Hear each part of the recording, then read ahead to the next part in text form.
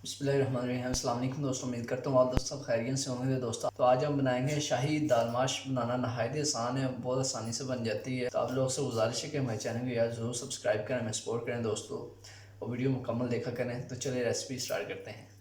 तो ये हमने दाल माश ली है, इसे हमने अच्छे तरीके से धो के तो तकरीबन 1 घंटा इसे गर्म पानी में भिगो के रखा है। तो साथ हमने 3 टमाटर लिए हैं, और साथ हमने ये अदरक ले लिया, और साथ लहसुन, हरी मिर्च, और तकरीबन एक हमने प्याज लिया, उससे हमने काट के धो लिया ताकि उसकी स्मेल ख़त्म हो जाए।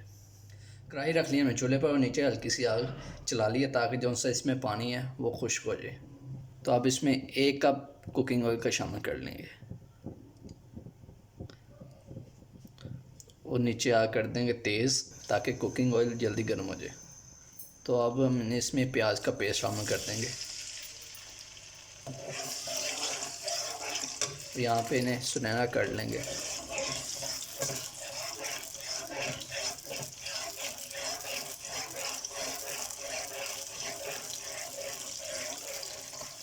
माशाल्लाह से हमारा प्याज तकरीबन 5 मिनट तक हमने इसे अच्छे तरीके से भून लिया है।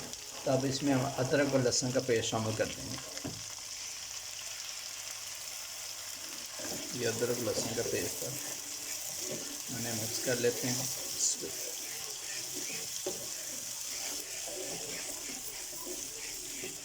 तो इसे भी यहाँ पे अच्छे तरीके से भून लेंगे। तो 2 मिनट तक हमने इसे भी अच्छे तरीके से भून लिया है। तो अब इसमें हम टमाटर का पेस्ट शामिल कर देंगे।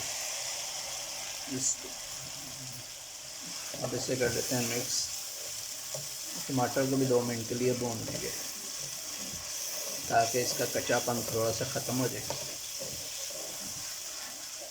तो ये देखिए हमारा टमाटर भी अच्छे तरीके से भून चुका है। अब इसमें हम हरी मिर्च हमने बड़ी बड़ी काट ली थी वो भी शामिल कर देंगे।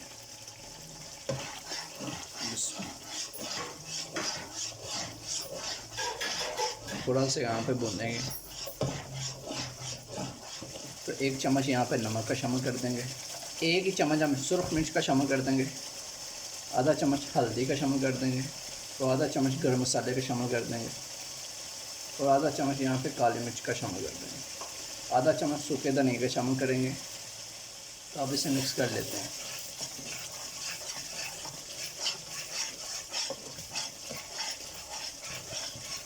और यहाँ पे हम मसाले को अच्छे तरीके से भूनेंगे कि जब तक घी हमारा ना कुकिंग ऑयल जो से मसाले से अलहदा नहीं हो जाता, तो जब तक इसे भूनते रहेंगे। माशाल्लाह हमारा घी जो से वो अलहदा हो चुका है। तो अब इसमें दाल माश शामिल कर देंगे।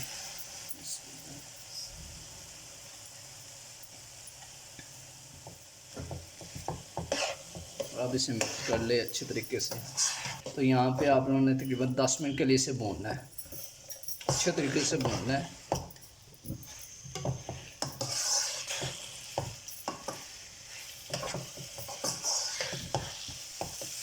तो माशाल्लाह से हमने तकरीबन 10 मिनट के लिए अपनी दाल को अच्छी तरीके से भून लिया। तो अब इसमें हम तकरीबन आधा गिलास पानी का शामिल कर देंगे। यहाँ आप लोग देख लें हस्ब ज़रूरत आप कितनी बना रहे हैं, ताकि हमारी जो सी दाल अच्छे तरीके से पक जाए उस पानी में। और अब इस पानी को हमने अच्छे तरीके से खुश्क करना है। 1 मिनट में मिक्स कर लेते हैं अच्छे तरीके से। तकरीबन 10 मिनट के लिए इसे हम दम पर लगा देंगे।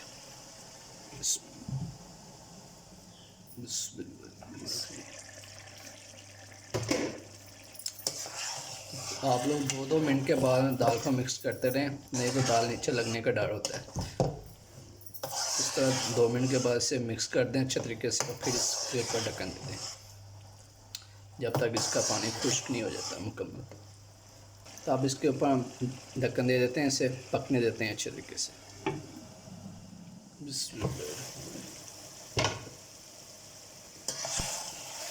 माशाल्लाह से दाल हमारी काफ़ी हद तक पक चुकी है। बस इसमें जो सा पानी है वो हमने खुश्क करना है।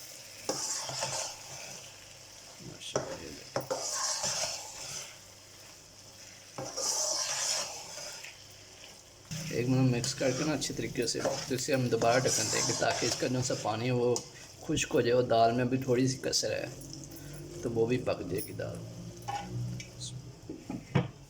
बिस्मिल्लाह। 5 मिनट हो गए हैं।